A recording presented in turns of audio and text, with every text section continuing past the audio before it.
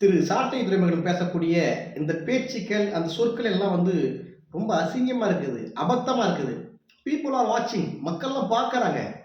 என்ன சொற்கள் பேசுறீங்க? எல்லாருக்கும் கெட்ட வார்த்தை தெரியும். யாருக்கு தெரியாது? எங்க பயன்படுத்தணும் அப்படின்றது தான் முக்கியம். இப்ப இந்த தமிழக வெற்றி கழகம் அந்த கட்சியுடைய சின்னம் தேர்தல் ஆணையம் விசில் வழங்கியிருக்குது.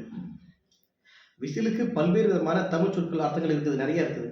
ஆனா ஆகப்பெரும் சொல் சீட்டி சீட்டி அடிப்பார்கள் அப்படின்னு சொல்லுவாங்க. விசில் விசில் அடிப்பார்கள் சொல்லிட்டு அது உண்மையான சொல் சீட்டி. ஊது, வீழ்ச்சி அப்படின்னு பலவித சொற்கள் இருந்தாலும் அதனுடைய ஆழமான சொல் சீட்டி தான்.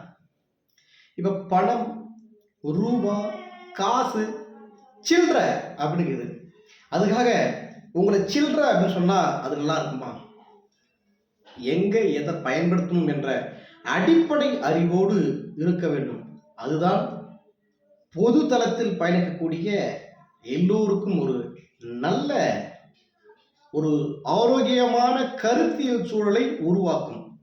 இல்லை என்றால் கலவரத்தை உருவாக்கும், தவறான பாதையை வழிவகுக்கும். ஆக ஊடக பிரிவில் இருக்கக்கூடிய நண்பர்கள் வார்த்தை சொல்லாடலை தெளிவாக பேச வேண்டும் என்பது ஒரு முக்கியமான மாண்பு. இந்த மாண்பை திரு சாட்டை துரைமுருகன் அவர்கள் கைவிட்டுட்டாரு அப்படின்னு தான் தோணுது. ஏன்னா பல்வேறு விதமான தலைவர்களை பத்தி இழிவா பேசுறது, திரு அண்ணன் எழுச்சி தமிழர் அவரை பற்றி தவறா பேசுறது, ஸ்டாலினை பத்தி பேசுறது, அல்லது எடப்பாடியாரை பத்தி பேசுறது, எல்லாரும் பத்தின எல்லா தலைவர்களுமே ஒரு இழிவா பேசக்கூடிய இந்த மனப்போக்கு என்பது ரொம்ப அபத்தமா இருக்குது. கருத்தியலை கருத்தியலாக எதிர்கொள்ளுங்கள், அது ஆரோக்கியமாக இருக்கும்.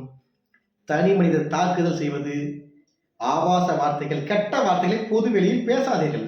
எல்லாருக்கும் எல்லாம் தெரியும். பார்த்து நடந்துக்குங்க. ஜஸ்ட் ஒரு அட்வைஸ்.